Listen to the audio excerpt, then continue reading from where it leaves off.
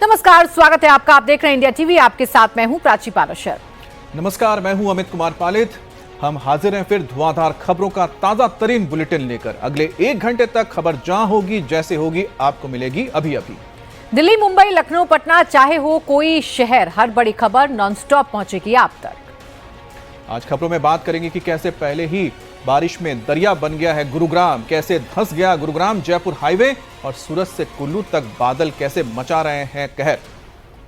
साथ ही आपको बताएंगे दिल्ली मुंबई में बरसात ने फिर स्लो कर दिया है ट्रैफिक। बंगाल के बारुईपुर में 11 साल की बच्ची से रेप का आरोपी कैसे एनकाउंटर में हो गया ढेर। अयोध्या में राम मंदिर के चढ़ावा चोरों पर आज कहां पर पड़ रही है रेड। इंदौर में कैसे एक बाइक सवार पर तेंदुए ने किया हमला, और अमेरिका ईरान कैसे फिर आमने सामने आ गए हैं।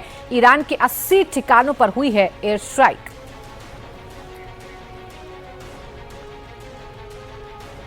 आसमान से ऐसी आफत बरसी है कि आधे से ज्यादा हिंदुस्तान त्राहिमाम कर रहा है। मुंबई से लेकर गुजरात, राजस्थान, दिल्ली तक, उत्तराखंड से लेकर असम, मेघालय और मिजोरम तक आसमानी आफत ने लोगों का जीना मुहाल कर दिया है।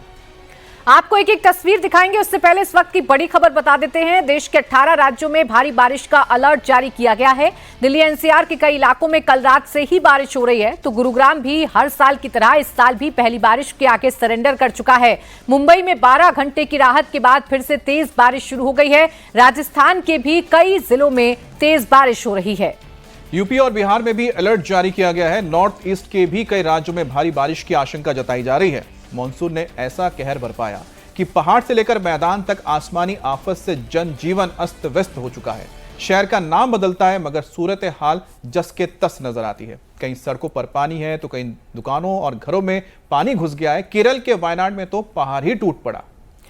आपको जानकारी दे दें कि यहां लैंडस्लाइड में 5 लोगों की मौत हो गई, तो वहीं गुजरात के वलसाड में भारी बारिश से सड़कें दरिया बन चुकी हैं। जबलपुर के निदान वाटरफॉल से दूर रहने की चेतावनी जारी की गई है। तो इधर दिल्ली एनसीआर में भी रुक रुक कर बारिश हो रही है।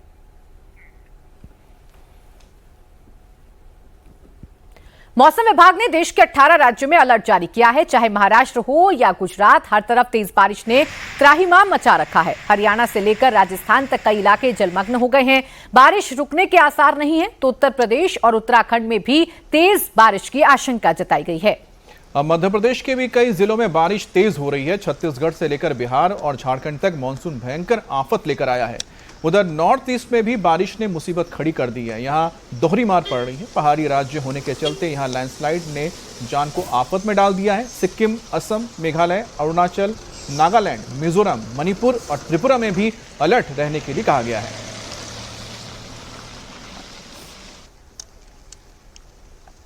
हर साल गुरुग्राम का सिस्टम सरेंडर हो जाता है। पहली ही बारिश में साइबर सिटी का हाल बेहाल हो जाता है। साल बदलता है मगर तस्वीर वही रहती है। बड़ी खबर गुरुग्राम से है, जहां पर दिल्ली जयपुर हाईवे पर अब भी लंबा ट्रैफिक जाम लगा हुआ है। H48 पर करीब नरसिंहपुर के पास बड़ा गड्ढा हो गया है और जिसमें कई गाड़ियों के फंसे होने की खबर है।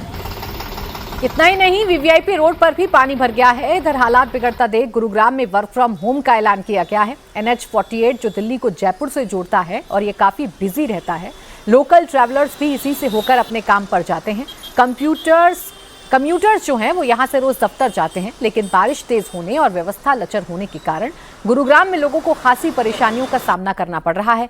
अब भी दिल्ली जयपुर हाईवे पर गाड़ियों की लंबी कतार दिख रही है। गुरुग्राम पर आसमान टूट पड़ा है, त्राहिमाम मचा है। दिल्ली जयपुर NH48 पर भारी जाम है। नरसिंहपुर के पास हाईवे पर गड्ढा बना है। वीवीआईपी रोड पर तो पानी ही पानी नजर आता है। सवाल है कि आखिर हर साल गुरुग्राम में यूं ही क्यों हाल बेहाल हो जाता है। पहली ही बरसात दरिया बना गुरुग्राम।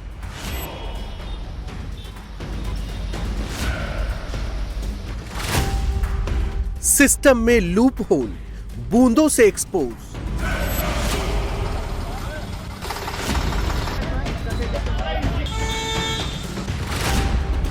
जहां रसूख दारू की कोठियां, वहां फंसी महंगी गाड़ियां। NH48 पर तकरीबन 6 फीट गहरा और 6 फीट चौड़ा जो है वो बीचों बीच सड़क के गड्ढा हो गया है, जिसके चलते लोग लंबे समय तक जाम में फंसे रहे। दिल्ली जयपुर हाईवे धंसा, आखिर क्यों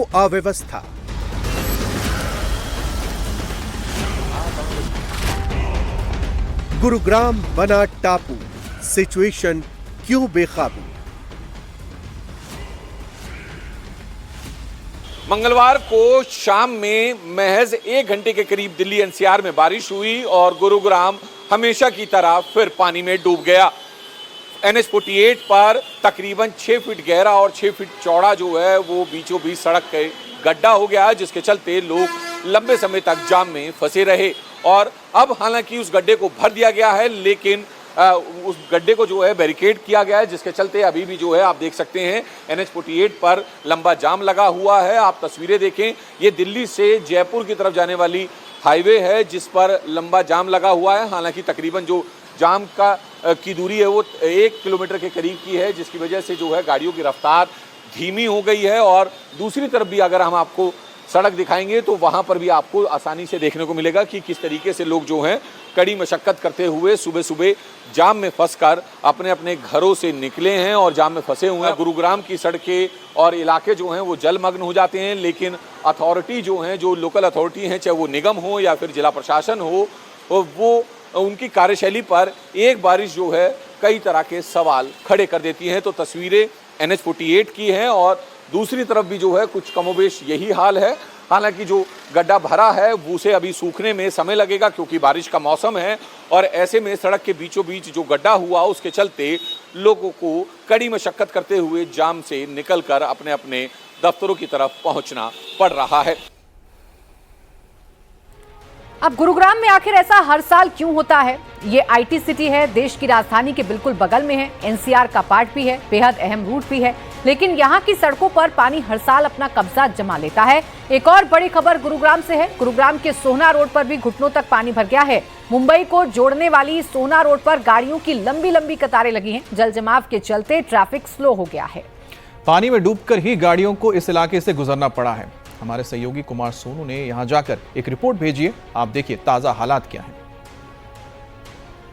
इस वक्त हम गुरुग्राम के सोहना रोड पर मौजूद हैं और सोहना रोड का जो एलिवेटेड रोड है उसके ठीक नीचे एरिया मॉल के ठीक सामने हमारी मौजूदगी है। और यहां पर भी आप देखें तो जो पानी है वो घुटने से महज कुछ नीचे है और लगातार जो गाड़ियां हैं, जो ट्रैफिक है वो इस पानी से होकर गुजरने को मजबूर है। लगातार इस पानी की वजह से जो है एलिवेटेड रोड के नीचे जो सोहना रोड पर एलिवेटेड रोड बनाया गया है सीधा मुंबई के लिए, उस पर जो है लंबा ट्रैफिक है, गाड़ियों की रफ्तार जो है बेहद धीमी है, जिसके चलते लोगों को खासी दिक्कतों का सामना करना पड़ रहा है। दरअसल गुरुग्राम की ये सबसे बड़ी समस्या है कि यहाँ ड्रेनेज सिस्टम जो है वो इतना मजबूत नहीं है कि अगर कुछ घंटे बारिश हो जाए या 1 घंटा भी बारिश हो जाए तो उस बारिश का पानी को जो है अच्छे से निकासी दे दे और किसी भी तरह से जल भराव ना हो। और ये हर साल का यही रिजल्ट रहता है, लेकिन बावजूद इसके अगर सिविक बॉडी की हम बात करें तो सिविक बॉडी जो है वो किसी तरह का जो है काम उनका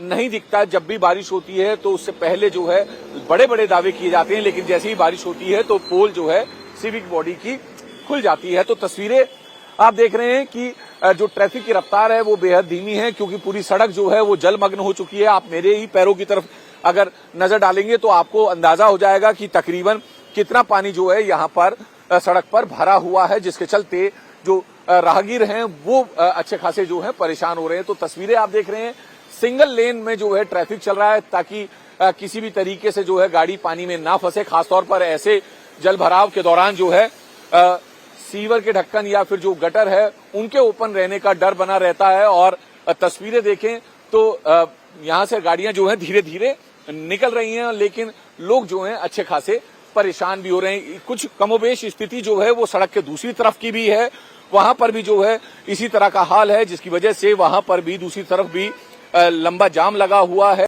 और कुमार सोनू हमारे सहयोगी इस वक्त हमारे साथ लाइव भी जुड़ गए हैं। कुमार, हर मॉनसून में यही कहानी होती है गुड़गांव की। हर जगह पानी भरता है, लोग परेशान होते हैं, दफ्तर बंद हो जाते हैं और पहियों पर लग जाता है ब्रेक।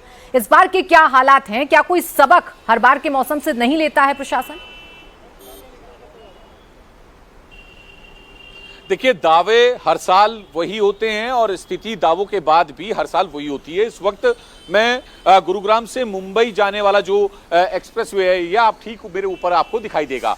इसी के ठीक सामने जो है एरिया मॉल है और उसी के ठीक सामने की आप तस्वीर देख लीजिए। हालात देखकर आप लगा लेंगे अंदाजा कि ये कोई साइबर सिटी नहीं है। साइबर सिटी बिल्कुल नहीं है, हालांकि इसे साइबर सिटी होने का दावा किया जाता है, लेकिन जो हालात हैं मानसून की पहली बारिश के उसके बाद की ये तस्वीरें हैं जो मैं आपको दिखा रहा हूं। चाहे NH-48 हो, वहां पर गड्ढा हो जा रहा है 6 से 7 फीट का, और यहां पर आप तस्वीरें देखेंगे तो आप जो है लगातार लोग जो गाड़ी लेकर फंसे हुए हैं, लगातार जाम का सामना करना पड़ रहा है। घंटों तक जो है जाम में फंसने उनकी मजबूरी हो गई है, या फिर उन्हें कहें कि उनकी आदत हो गई है। आप अंदाजा लगाएं कि दोनों तरफ जो है इतना पानी है कि जो ट्रैफिक है वो सिंगल लेन में चलना पड़, ट्रैफिक में जो है सिंगल लेन में चलाना पड़ रहा है, क्योंकि जो जहां पे पानी भरा हुआ है वहां पे किसी को आइडिया नहीं है कि कहां पर सीवर का ढक्कन खुला हो, कहां गटर बना हो या कोई बड़ा गड्ढा हो, और ऐसे में कोई हादसे का शिकार हो जाए। तस्वीरें दूसरी तरफ भी मैं आपको दिखाऊंगा।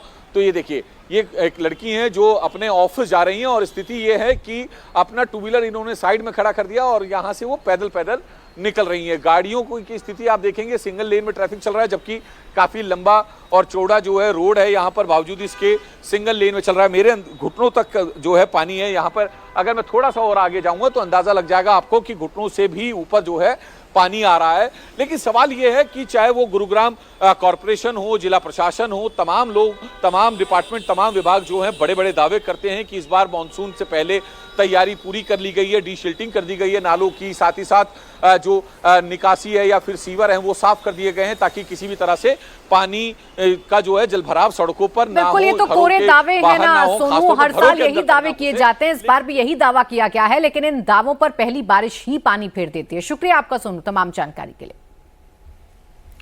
बारिश ने दिल्ली और मुंबई पर भी अटैक किया है। सबसे ज्यादा तो मार मुंबई पे पड़ी है। पिछले 3 दिनों में मुंबई में 9 लोगों की जान चली गई। और बड़ी खबर मुंबई से इस वक्त आ रही है कि मुंबई के कई इलाकों में फिर से तेज बारिश शुरू हो गई है। पानी भर जाने के चलते अंधेरी सबवे को बंद करना पड़ा है। आज भी मुंबई में भारी बारिश का ऑरेंज अलर्ट जारी है।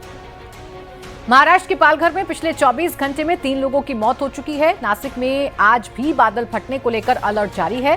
पुणे, सतारा और सोलापुर में भी भारी बारिश का अलर्ट जारी किया गया है। मुंबई के अंधेरी सबवे का क्या हाल है, कैसे यहां पानी ने अपना साम्राज्य फिर से जमा लिया है, दिखाते हैं आपको हमारे सहयोगी साकेत की एक रिपोर्ट।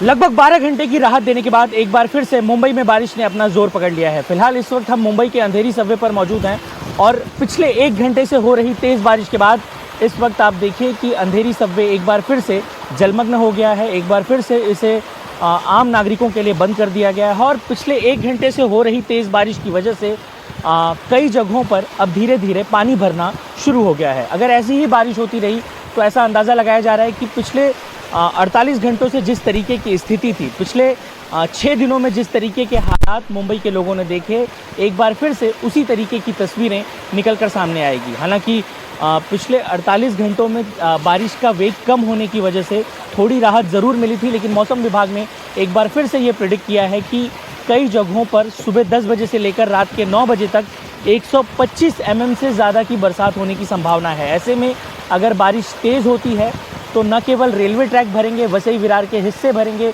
बल्कि मुंबई में भी कई जगहों पर इसी प्रकार से वाटर लॉगिंग की समस्या उत्पन्न हो सकती है। अब देखना ये होगा कि मौसम का क्या हाल रहता है, क्योंकि अगर यही बारिश रही तो एक बार फिर से मुंबई के लोगों को बड़ी परेशानियों का सामना करना पड़ सकता है। इधर दिल्ली एनसीआर का मौसम सुहाना हो गया है। बारिश रात भर हुई है। दिल्ली, नोएडा और गाजियाबाद में बारिश हो रही है। दिल्ली एनसीआर में भी रात भर रुक रुक कर बारिश हो रही है। दिल्ली के कई इलाकों में तो तेज बारिश हुई है, तो नोएडा में भी बारिश होने से मौसम सुहाना हो गया है। और भीषण गर्मी से लोगों को राहत मिली है। दिल्ली का पटेल नगर हो या फिर कनॉट प्लेस, बारिश होने से लोगों को खासी दिक्कतों का सामना भी करना पड़ा है। तो नोएडा, गाजियाबाद में मौसम ने बदलाव किया है और यहां पर झमाझम बारिश हो रही है। लोगों को उमस से और गर्मी से राहत मिली है। पूरे दिल्ली एनसीआर में फिलहाल ऐसा ही मौसम देखने को मिला है। दिल्ली के इलाके में भी, जैसे कनॉट प्लेस और बाकी इलाके हैं, आसपास के इलाकों में भी बारिश हो रही है। अब देश के दूसरे राज्यों में भी मानसून आफत लेकर आया है। नदी, नाले, झरने, झील सब उफान पर हैं।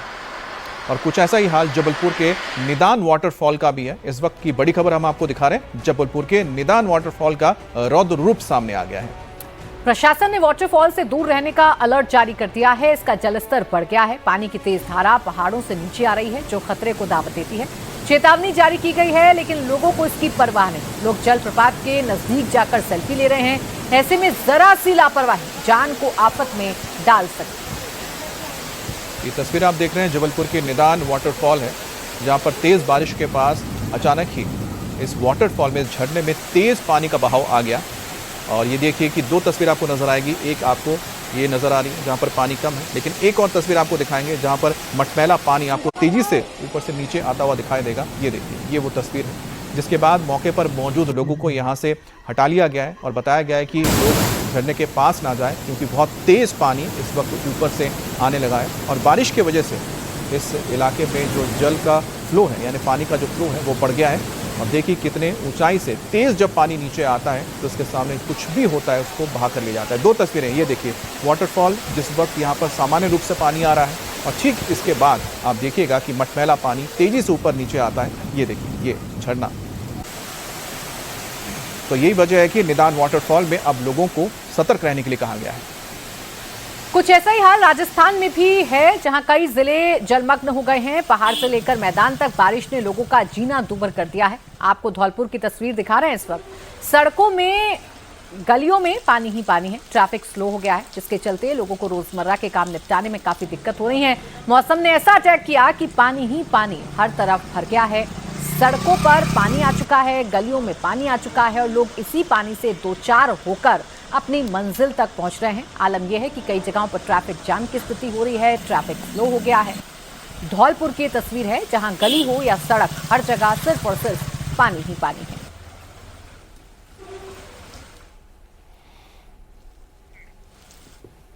राम मंदिर में चुनावा चोरी में बड़े बड़ों के ऊपर गाज गिरने के बाद अब आरोपियों पर शिकंजा कसता जा रहा है। अयोध्या पुलिस ने आज सुबह सुबह 3 आरोपियों को रिमांड पर लेकर पूछताछ शुरू कर दी है। अयोध्या पुलिस आज सुबह सुबह अयोध्या जेल पहुंची। वहां से 3 आरोपियों को, अनुकल्प मिश्रा, लवकुश मिश्रा और करुणेश पांडे को 1 दिन की रिमांड पर लिया है। अब पुलिस तीनों से पूछताछ कर रही है। साथ ही इन तीनों को उनके ठिकानों पर लेकर जाएगी, जहां इनसे चोरी की रकम और सामान की बरामदगी के सबूत इकट्ठा किए जाएंगे। पुलिस ने कोर्ट से तीनों आरोपियों की 7 दिन की कस्टडी मांगी थी। पुलिस तीनों को आमने सामने बिठाकर पूछताछ भी करेगी। पुलिस जीजा और साले की जोड़ी से चोरी से जुड़े राज जानना चाहती है। 3 आरोपियों में एक अनुकल्प मिश्रा ने हाल में नए घर और गाड़ी खरीदी थी, जिसको लेकर पूछताछ की जाएगी। इसी तरह लवकुश मिश्रा ने अपनी पत्नी के नाम पर जमीन खरीदी थी, जिसको लेकर उसे सवाल जवाब किए जा रहे हैं। अब देखिए, रिमांड से पहले पुलिस जेल में तीनों से रविवार को पूछताछ कर चुकी है। इसी पूछताछ में कई खुलासे भी हुए हैं। एसआईटी ने अपनी रिपोर्ट में साफ साफ कहा है कि तीनों के बैंक खातों में उनकी आमदनी से ज्यादा रुपए जमा है। पुलिस अब ये पता लगा रही है कि बैंक में जमा रकम चढ़ावा चोरी की है या फिर ये पैसा कहीं और से आया है। और अभी तक की जांच के मुताबिक लवकुश मिश्रा के पास से 14,25,000 रुपए मिले हैं, जबकि अनुकल्प मिश्रा के पास से 16,82,000, करुणेश पांडे के पास से 18,07,000 रुपए बरामद हुए हैं। अब ये पैसे इनके पास कैसे आए, किस तरह से लवकुश मिश्रा, अनुकल्प मिश्रा ने प्रॉपर्टी खरीदी, किस तरह से उन्होंने नई गाड़ी खरीदी, इसको भी लेकर आगे पूछताछ होगी। अब एसआईटी ने भी अपनी अंतरिम रिपोर्ट में लिखा है कि काउंटिंग करने वालों की सैलरी 20,000 थी और उनके हाथ में केवल टैक्स कटने के बाद 15,000 रुपए आते थे। ऐसे में इन्होंने इतने कम समय में इतनी बड़ी प्रॉपर्टी कैसे बना ली? पुलिस जांच में सामने आया है कि अनुकल्प मिश्रा ने मंदिर ट्रस्ट से जुड़ने के बाद 17 मई 2025 को एक कार खरीदी थी। इसके साथ ही साथ अयोध्या में अनुकल्प ने करीब 40 लाख रुपए में मकान खरीदा था। पुलिस जांच में यह भी सामने आया कि वो करीब 2 करोड़ रुपए में 20 बीघा जमीन खरीदने की प्लानिंग कर रहा था। उसके पहले ही उनके पाप का भंडाफोड़ हो गया। अनुकल्प ने ही लवकुश मिश्रा को राम मंदिर में काउंटिंग के काम में लगवाया था।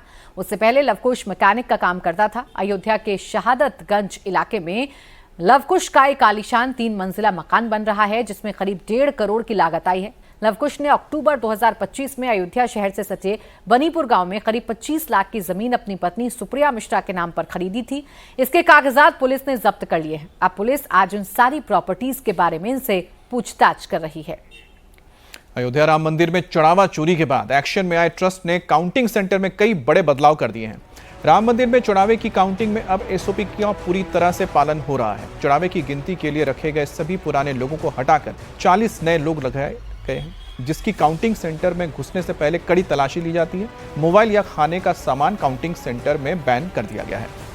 इसके साथ ही साथ काउंटिंग सेंटर में लगे सीसीटीवी कैमरों के लिए अलग कंट्रोल रूम बनाया गया है। चढ़ावे की काउंटिंग पर निगरानी रखने के लिए ट्रस्ट ने अपने 4 लोगों को तैनात किया है, तो गिनती के वक्त प्राइवेट सिक्योरिटी गार्ड्स के साथ साथ पुलिस को भी तैनात किया जा रहा है। अब इन बदलावों के बाद ट्रस्ट को भरोसा है कि राम मंदिर पर श्रद्धालुओं की आस्था में कोई कमी नहीं आएगी। और हमारे साथ संवाददाता विशाल प्रताप सिंह जुड़ गए हैं। विशाल, जो तब्दीली की गई है वो आखिरकार ट्रस्ट की जो बैठक है उसके बाद ही क्यों किए गए, या फिर पहले से हो गए थे? देखिए अमित, काफ़ी सारी जो तब्दीलियां हैं वो इस पूरे मामले के सामने आ जाने के बाद से ही शुरू हो गई थी। ज़्यादातर तब्दीलियों को इन्होंने पहले ही कर लिया था, लेकिन अब जब ट्रस्ट की बैठक हो गई है तो उसको ऑफिशियली अमली जामा पहना दिया गया है, बदलाव कर दिए गए हैं और जो भी कर्मचारी अब अंदर जा रहे हैं बाकायदा उनकी जाने से पहले फ्रिस्किंग हो रही है, चेकिंग हो रही है, और जब काउंटिंग वो कर ले रहे हैं तो निकलने के बाद भी उनकी चेकिंग हो रही है, फ्रिस्किंग हो रही है। बगैर जुराब की उनको बाकायदा पैंट पहन के अंदर जाने दिया जा रहा है, मोजे पहन के अंदर जाने नहीं दिया जा रहा है, और साथ ही किसी भी तरीके की पर्सनल बिलोंगिंग, जैसा कि आमतौर पर देखने को पहले भी आया था कि आरोपी जो है वो अपने साथ मोबाइल फोन लेकर के जाते थे, खाने पीने का सामान अंदर मंगवा लेते थे, अंदर अक्सर पार्टियां हुआ करती थी। तो इन सारी चीजों को पूरी तरीके से खत्म किया गया है और ट्रेंड स्टाफ को इस बार अंदर भेजा गया है, क्योंकि चंपत राय ने बाकायदा जो चिट्ठी लिखी थी एसआईटी को, उसमें इस बात का जिक्र है कि वहां पर जो स्टाफ नोटों की गणना कर रहे थे दरअसल उनके पास कोई भी प्रोफेशनल स्किल्स नहीं थी। और सबसे ज्यादा हैरानी की बात यह है कि बैंक ने इन स्टाफ की जो हायरिंग है वो आउटसोर्सिंग के तौर पर किया था और हाउस कीपिंग स्टाफ के तौर पर किया गया था, और उसके बाद अगर उनको ऐसे प्रोफेशनल और ऐसे इंपॉर्टेंट, ऐसे सेंसिटिव काम में लगाया गया था तो निश्चित तौर पर ट्रस्ट की बैठक के बाद जो सारे बदलाव होने शुरू हो गए थे उनको सब अब ऑफिशियली अमली जामा पहना दिया गया है। और अब ट्रस्ट को यह भरोसा है कि जो ट्रस्ट लोगों का टूटा था, यानी कि जो भरोसा टूटा था, वो इन बदलाव यही कर रहे हैं कि जो बदलाव किए गए हैं उसको सुचारू रूप से चलाया जाए, ताकि जो भक्तों का भरोसा है आने वाले वक्त में लगातार मंदिर पर बना रहे और ट्रस्ट पर भी बना रहे। बहुत बहुत धन्यवाद आपका। और देखिए, इस बीच चंपत राय की एक चिट्ठी से अयोध्या में हलचल पड़ गई है। राम मंदिर ट्रस्ट के कोषाध्यक्ष गोविंद देव गिरी महाराज आज सुबह चंपत राय से मिलने तीर्थ क्षेत्र पहुंच गए हैं। यहां दोनों के बीच करीब 2 घंटे तक बैठक चली। तीर्थ क्षेत्र में ही गोपाल राव भी मौजूद हैं, लेकिन वो इस बैठक में मौजूद नहीं थे। कल चंपत राय की 2 चिट्ठियां सामने आई। राम भक्तों के नाम लिखी चिट्ठी में उन्होंने एसआईटी रिपोर्ट के बारे में हर मुद्दे पर जवाब देने की बात कही है। वहीं एसआईटी को लिखी चिट्ठी में उन्होंने सारा ठीकरा अनिल मिश्रा और बैंक पर फोड़ दिया है। चंपत राय के इस्तीफे और इस्तीफे देने के बाद चंपत राय का जो बयान सामने आया, साथ ही जो एसआईटी को उन्होंने लेटर लिखा, इसके सामने आने के बाद आज सुबह सुबह कोषाध्यक्ष गोविंद देव गिरी महाराज जी चंपत राय से मुलाकात करने के लिए अपने घर से निकलकर सुबह सुबह तीर्थ क्षेत्र भवन पहुंचे हैं। तीर्थ क्षेत्र भवन के अंदर चंपत राय रहते हैं और आज सुबह लगभग 7:15 बजे के आसपास गोविंद देव गिरी महाराज जो हैं वो आज तीर्थ क्षेत्र भवन पहुंचे हैं। चंपत राय यहां पर मौजूद है, चंपत राय से बातचीत की जा रही है, उनके साथ एक बैठक चल रही है। असल में चंपत राय ने जब इस्तीफा दिया, उस इस्तीफे के बाद गोविंद देव गिरी महाराज जो कि कोषाध्यक्ष हैं, उन्होंने तब एक प्रेस कॉन्फ्रेंस भी की, बयान भी दिया और अनिल मिश्रा की लापरवाही इस पूरे चंदा चोरी केस के अंदर उन्होंने बताई। हालांकि चंपत राय को लेकर उनकी जो बातें थी वो यही थी कि चंपत राय की इसके अंदर कोई लापरवाही नहीं है। चंपत राय से फिलहाल ये बैठक जो है चल रही है। असल में इस्तीफा होने के बाद चंपत राय ने कल अपना एक बयान जारी किया। उस बयान में ये कहा कि जो मेरे ऊपर आरोप लगाए जा रहे हैं, जब एसआईटी की पूरी रिपोर्ट आ जाएगी उसके बाद मैं क्रमानुसार अपने ऊपर लगे आरोपों पर जवाब दूंगा। और उसके बाद एक एसआईटी को लिखा हुआ लेटर भी चंपत राय का सामने आया, जिसमें चंपत राय ने एसआईटी को लेटर लिखते हुए कहा कि एसबीआई बैंक की पूरी जिम्मेदारी थी, एसबीआई बैंक ने एसओपीज को फॉलो नहीं करवाया। साथ ही जो एक एसओपीज का यानी कि जो दिशा निर्देश का एक लेटर बना था 2025 में, उसमें चंपत राय ने कहा कि उनके हस्ताक्षर नहीं थे, बिना उनकी जानकारी के सब कुछ हुआ और इसमें पूरी लापरवाही उन्होंने अनिल मिश्रा और साथ ही एसबीआई बैंक पर डाल दी। इस लेटर के बाहर आने के बाद सुबह सुबह गोविंद देव गिरी महाराज जो कि कोषाध्यक्ष हैं, उनका तीर्थ क्षेत्र भवन पहुंचना और यहां पर चंपत राय से उनकी जो बैठक चल रही है उसके क्या मायने हैं, इस बैठक के बाद पता चलेगा।